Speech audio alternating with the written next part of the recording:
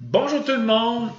Aujourd'hui, je vous partage un truc sur comment contrôler notre poids, comment perdre du poids.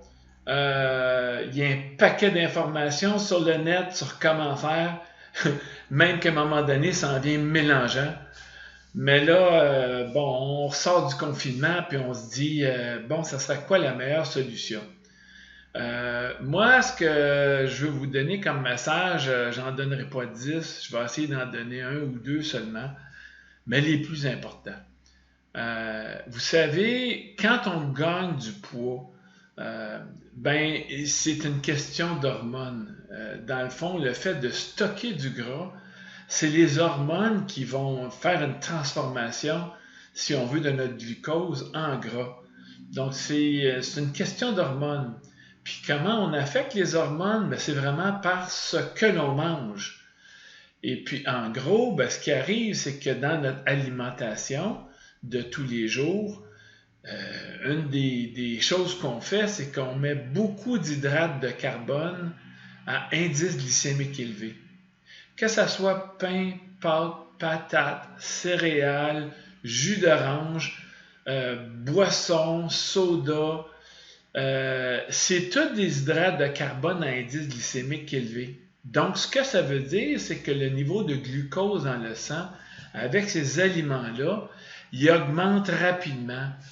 Et puis, notre système hormonal, pour nous protéger d'un surplus de sucre dans le sang, ce qu'il fait, c'est qu'il envoie une hormone qui est l'insuline pour sortir ce glucose-là de notre sang, puis finalement le redescendre dans une zone qui est acceptable. Quand il fait ça, quand l'insuline fait ça, il stocke le glucose en gras directement dans nos cellules adipeuses. Donc, c'est la raison principale. Tu sais, on pourrait nommer la génétique, on pourrait dire on ne fait pas assez d'activité physique, on pourrait mentionner un paquet de raisons, mais la première raison, c'est vraiment celle-là. C'est les indices, les aliments à indice glycémique élevé qu'on mange trop dans notre alimentation. Puis ce qui arrive, c'est que quand l'insuline sort ce surplus-là de glucose, là, à ce moment-là, il va descendre tellement bas ce niveau de glucose-là qu'à un moment donné, on va avoir comme une rage de faim, puis on va avoir faim. Fait que finalement, non seulement les aliments qu'on mange, ils sont souvent trop sucrés ou à un indice glycémique trop élevé, mais ces aliments-là nous poussent à avoir faim et manger de plus en plus. Donc, c'est un cercle vicieux. C'est vraiment un cercle vicieux. Puis la bonne nouvelle, c'est que on est capable d'entraîner notre système, notre goût à aimer des aliments qui sont vraiment bons pour notre santé. Des aliments, par exemple, qui ont plus de protéines, plus de bons gras, plus de fibres, qui sont goûteux, avec des épices.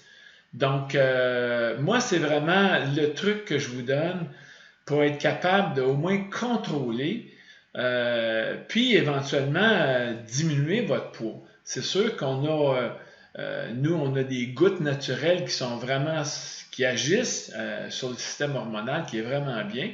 Mais à la base, si vous ajoutez des aliments tels des fruits, des légumes avec beaucoup de fibres, ça va aider.